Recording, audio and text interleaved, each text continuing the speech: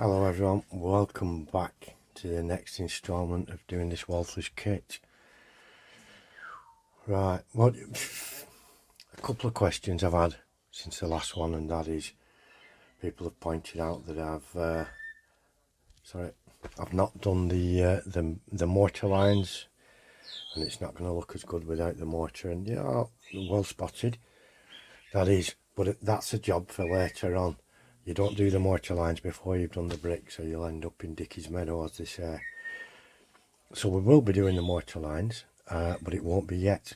It'll be the next stage after I've done what I'm doing, which is now going to be the windows, the window frames, door frames, and then lintels and stuff. I'm only going to do a bit of it.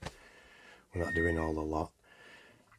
When you're getting a kit together, in my opinion, or how I do it, is you've got to think.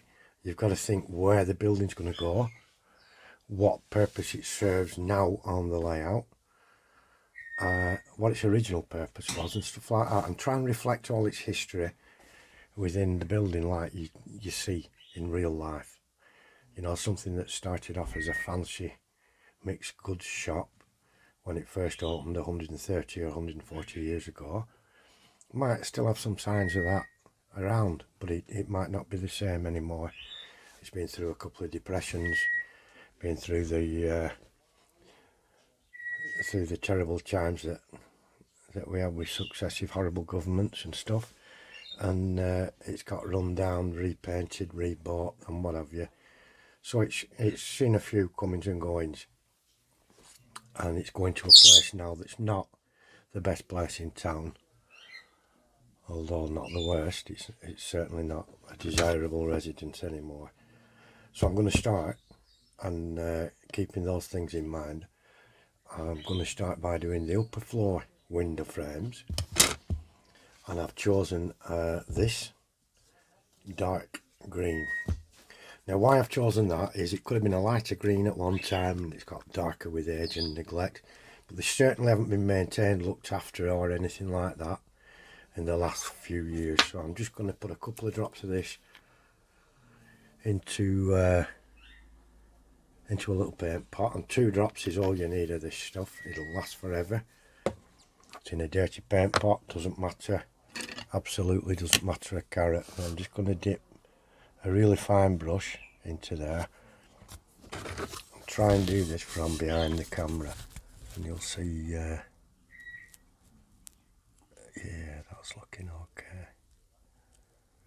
If you struggle with this, get yourself one of these magnifying headsets. You know, they're wonderful, and you must have the right amount of light on there.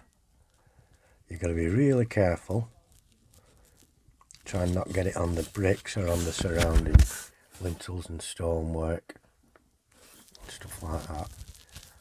Try and get, and I'll bring it in a sec and you'll see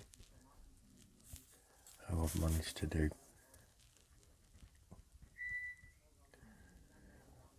It's not a job we can do quickly by any stretch. It's going to take a long time, and this probably will eat into the hours. I have about an hour into this project at the moment, and by the time I've finished, I feel I will be looking around about 8 hours to 9 hours of work, which is fine. I don't mind, I enjoy it. Don't mind at all how long it takes. Now you'll notice I'm upside down now. You've got to paint the frame underneath, the bits where you won't immediately see if you're looking at eye level from when it's on the layer, or if you're looking as your perspective will be looking on the layout, you're looking at it from above. But you've got to take that all into account where you're going to be looking at it from. So you can see there, and I've missed some there already, I can see now. So there's some activity going on outside. I'm sorry if you can hear any of that. It's just my oldest son, messing about with one of his cars and his friends and stuff. Now I've caught some of that onto there, which we can clean off afterwards with a cotton bud or something. But that's what we're looking at, and that's a dark green. Now I will do all the upper floor on this side of the building in that dark green colour. The other ones may be different because these are two shops. Started off as two fancy shops back in the day, 150 years ago. They've changed hands a few times, and one of them's going to be like selling used goods and stuff, and the other one I'm not sure yet. It could be selling absolutely anything. I'm absolutely not sure at all yet.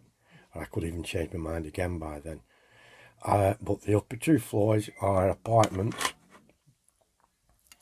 and so they could have been bought or being rented, and people may have different tastes and desires or budgets when they're painting and looking at them.